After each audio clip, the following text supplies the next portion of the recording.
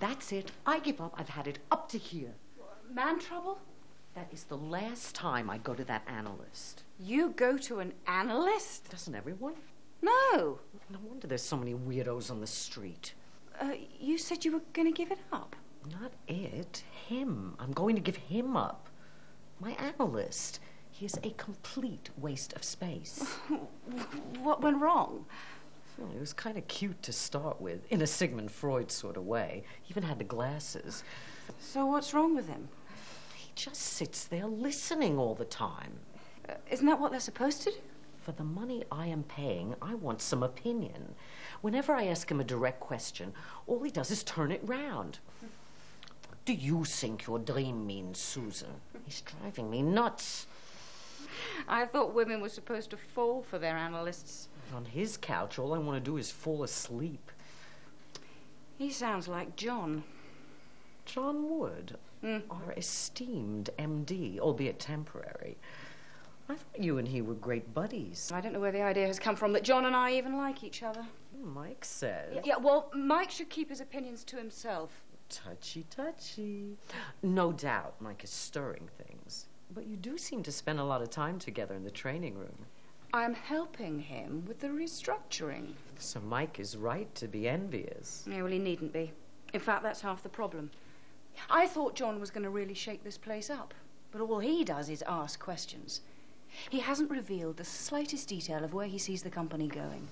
What is it with men and decisions? I blame the mothers. I just wish John would make a move. Oh, yeah?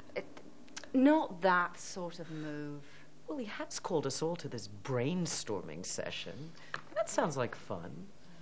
Brainstorming session. Yeah, well, so long as it doesn't turn into just another talking shop. Or a slanging match. Why the hell wasn't I told about these changes? Charles gone, you taking over production. Who does John Wood think he is, making fundamental decisions without consulting people? He consulted me. And Charles, obviously. That's beside the point. The man is behaving like a dictator. He told you about the changes himself. That was after the event, when it was too late to object. Hold on. You object to me being promoted? No, not as such. It's more a matter of principle. I'm not so sure it was the right thing for me to do anyway. My point exactly. I mean, I am a software writer. I didn't ask to be put in charge of production. Crass mismanagement. John has ruined everything. Ruined? There are two important jobs in this company. You writing the software, me selling it. The point I'm trying to make is that the decision-making should stay in the hands of those people responsible for the company's wealth. Now, that's not unreasonable. The sooner John appoints a new MD, the better. So you think it's going to be one of us two? Us two? Well, you just said. We're now doing the two most important jobs in the company. Lee, let me tell you something. I'm really pleased for you about this promotion. It's well deserved. Charles was well past his sell-by date. But? Well, this is a time for consolidation in your career. A time for you to enjoy the status of your new position while quietly learning the intricacies of high management. What you need is a mentor. Coach? Exactly. A more experienced man to guide you through the maze ahead. So what are you saying exactly? What I'm saying is don't let this promotion go to your head. With Charles out of the way, I'm now the longest serving director on the business. So? So, I just don't want you to get your hopes up too high, that's all. These things are often decided on seniority. I'd hate for you to be disappointed when the job goes to someone more senior. So you think Jenny might get the job? Jenny? Oh, I really don't think Jenny's in the running, do you? Well, she is on the management board.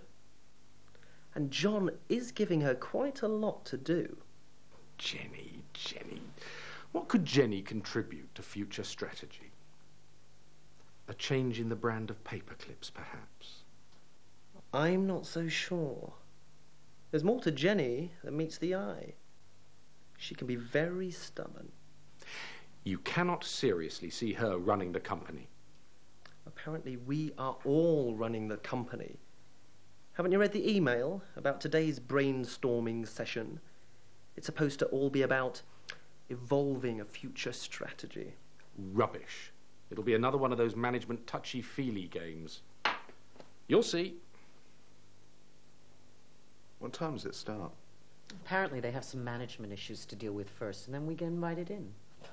What a waste of time. So we're expected to just hang around? Some people seem to forget there's a company that needs running. Since Lee's been promoted to production, my workload's doubled. This wealth creation stuff. You know, looking at lots of clever ideas that made fortunes for companies, such as MS-DOS, integrated circuits, the hula hoop. But loads of products and innovations that made companies fantastically rich. Yeah, we get the idea, but what's your point? Well, you see, the thing is about this research is that it shows that less than 2% of wealth-creating ideas came from senior management. That much, eh? Well, I also read that most Nobel Prize winners won their awards for ideas they thought of before they were 25. Oh, you're just trying to cheer us up. That must be true, because I've noticed that most successful models tend to be young.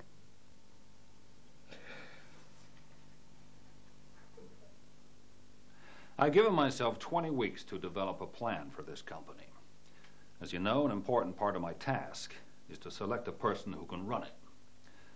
Okay, well, we're 7 weeks in, and it's time to take the gloves off. So let me give it to you straight. From what I've seen so far, I wouldn't trust one of you with parking my car. Pardon? Let's just establish what we're talking here. Softex has invested $5 million in this company on the basis of my recommendations. Your recommendations? That's right.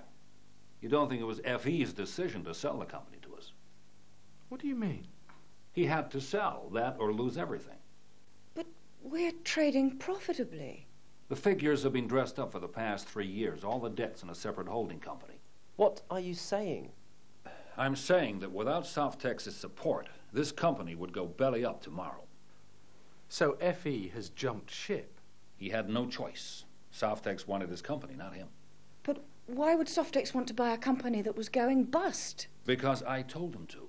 The last time they took my advice, in Toronto, they made a 2,000% profit on the deal.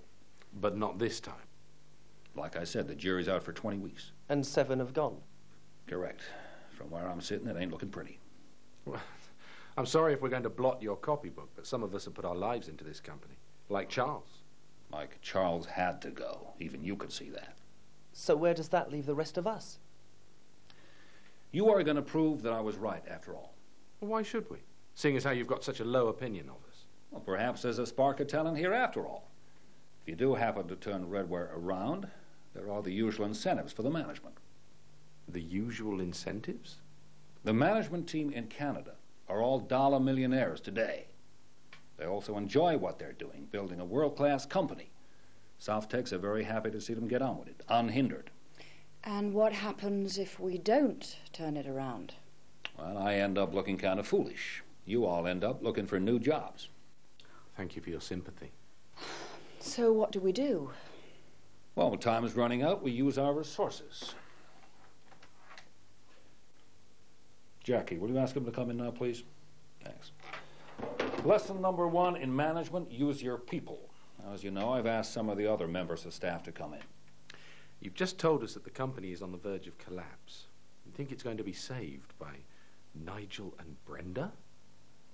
Mike, let's get this straight. The old days of FE are gone. They will never return.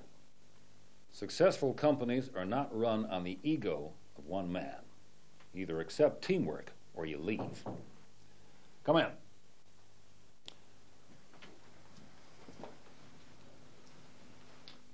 Okay, thanks everyone for coming, sparing the time from your busy schedules. Now, the Chinese have a proverb. It is considered very dangerous to jump a wide chasm in 2 bounds. Now, we're standing on the edge of a wide chasm. So what today is about is making one gigantic leap. Now, I want you all to think blue sky. I want you to think the impossible. And in order to do that, we start working as a team. Take a look at this. Every evening, the team serves over 200 guests at the 5-star Glen Eagles Hotel in Scotland. They are very much aware that there is a lot of theatre involved in what they are doing, so it's very much a performance to them. It's their chance to be in the limelight. I think all teams need a common interest and a common goal to achieve their potential. Certainly, that's the case with this team. They're a very highly motivated team. They've got the common interest. They thoroughly enjoy doing the job. They set themselves high standards. Every time the doors open here, they are putting their reputation on the line. So every night they're rising to a fresh challenge. People within the team have got different strengths and weaknesses. So when we come to do the rotating, we tried to structure it where we had strong, outgoing people and also people that tended to keep themselves to themselves a little bit. And they tend to complement each other. The stronger ones tend to develop the quieter ones a bit more, and the quieter ones tend to be a bit more level-headed and keep things in perspective. To get the staff up and going, for example, on a busy night, we have communication meetings every night to let them know what's happening, who the guests are, what they're all about. But it's just a big buzz. If you're ready for it and hyped up for it, and you can spread that buzz throughout your team, even if you only get 70% of the team, that 70% with your assistance are going to pull the other 30 around. Okay, give me away 2 a la carte, duck, 1 pot roast chicken, 3 pot of legume and a spinach forestier.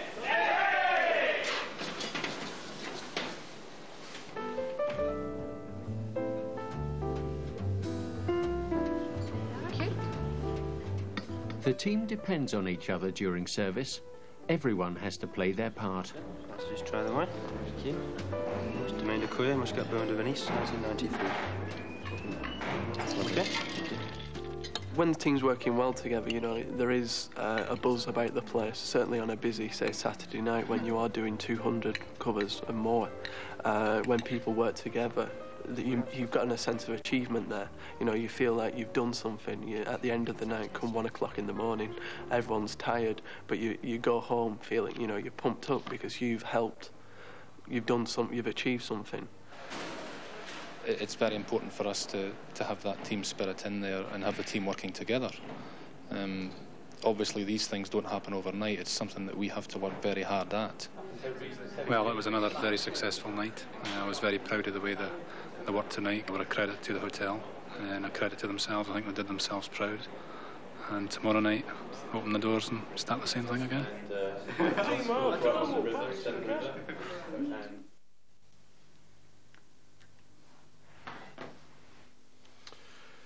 Very interesting. What's that got to do with our business? You know, over the years, I've advised a lot of companies. And you know something? I always recognized the ones that weren't going to make it. How? You know the funny thing about a toad? What? Well, I wouldn't recommend any one of you does this, but you put a toad in a beaker of water. You gradually heat it. Now, the toad will adjust his body temperature accordingly. He'll sit there quite happy till the water reaches boiling point, and he ends belly up on the surface, cooked. What has that got to do with company strategy? I think too many companies are run by toads. They sit there in their boardrooms, expensive suits, croaking away quite happy. They don't see the threat till it's too late.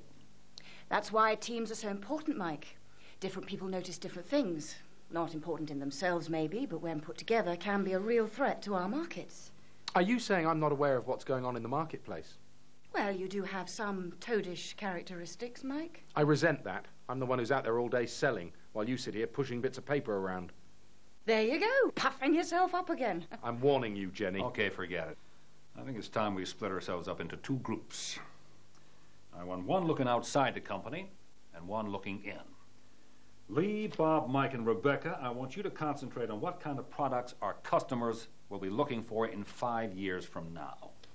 Jenny, Brenda, Susan, and Nigel, I want you to look at what kind of people we need to become.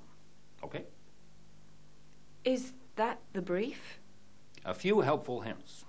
First of all, no guided missiles. Guided missiles? When someone makes a suggestion, it's very easy to just blast them out of the sky with a guided missile before it has a chance to get anywhere.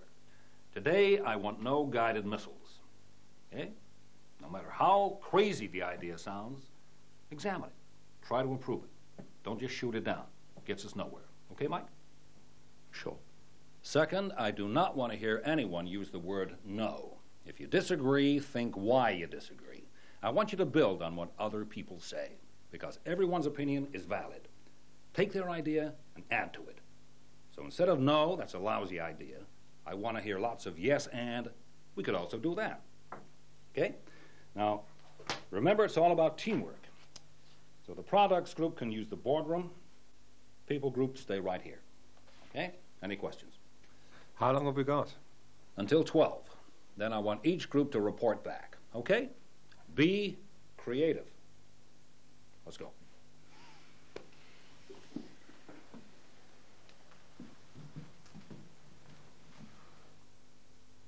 Okay.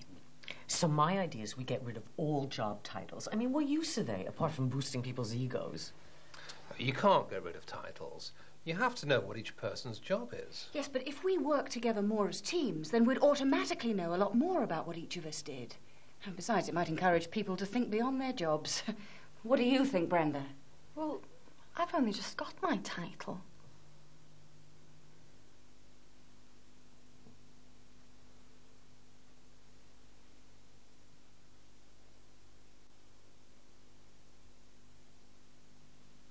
I propose we get rid of all company cars. No. Now that really is a daft suggestion. You're not allowed to say no. You have to say yes and. Yes, it's a stupid idea. And how are we going to get to work in the mornings? Lighten up, Nigel. Let your hair down. Get those creative juices flowing. We could offer the staff a company increase instead. They'll like that. Then it's their money to spend as they wish. But I only just got my company car. Well, we could always... What? Forget it. Stupid idea.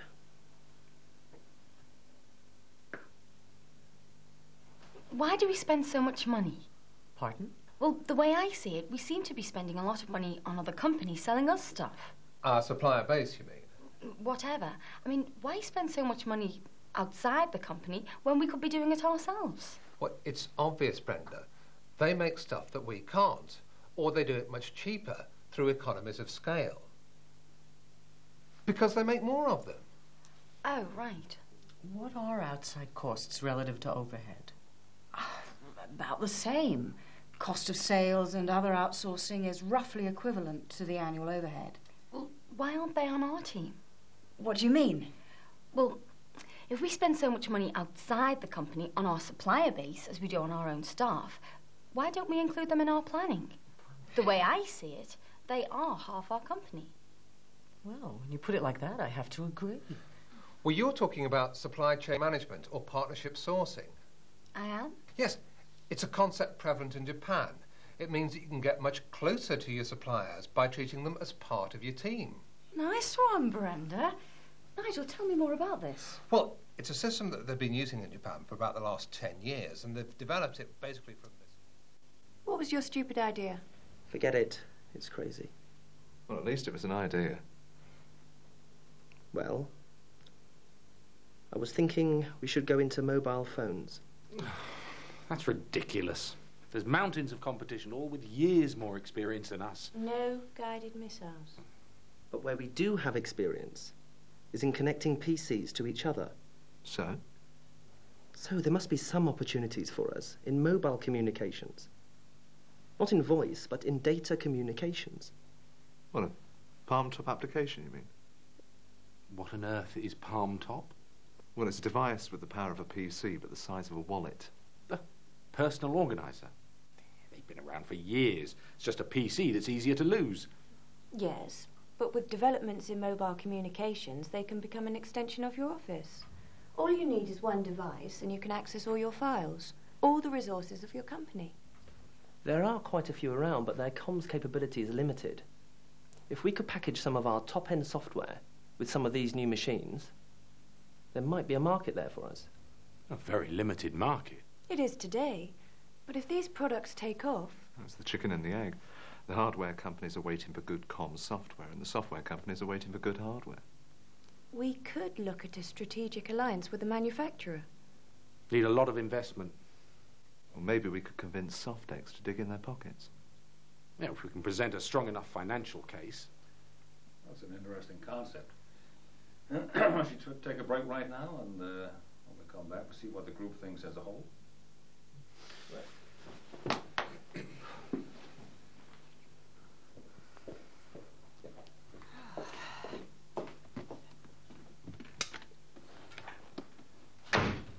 Don't you ever speak to me like that again in front of the rest of the staff.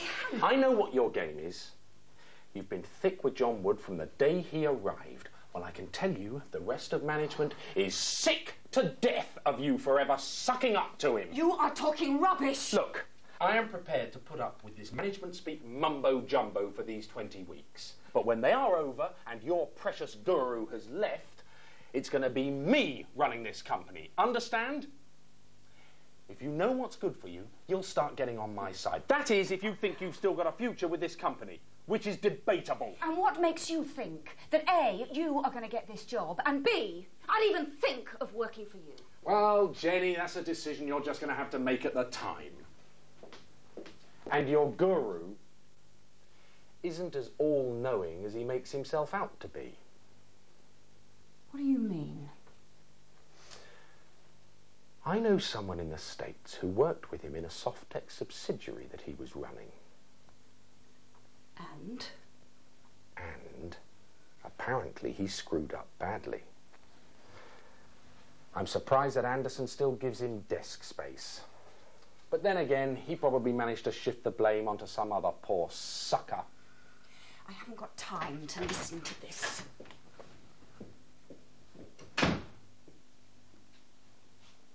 Well, today's been a great start. I'm genuinely impressed. I especially want Jenny's team to take forward the idea of partnership sourcing, and for Mike and Lee's team to work up a business case for Palm Top Communications products. Okay? Any other issues? Just one thing, and I hate to say it, but the appraisal forms really do have to be in by the end of the week. I'm still writing yours. I can't remember the last time I enjoyed writing a report so much. You should see what she's written about you. Now, wait a minute. These reports are confidential, to be seen only by the assessor and the subject. Thanks for reminding me, Jenny. All senior management appraisals have to be completed by the end of the week, as well as those written by your direct reports. You mean my staff are going to write an appraisal on me? You betcha. It was all explained quite clearly in the appraisal pack I sent out 3 weeks ago. I haven't got time to read that rubbish. You sure can dish it out, but you can't take it, can you? All right. Well, if there's nothing else? No? Okay, well done, everyone. Been a great day's work. I'm beginning to feel that Redware really does have a great future. Don't you? Yes.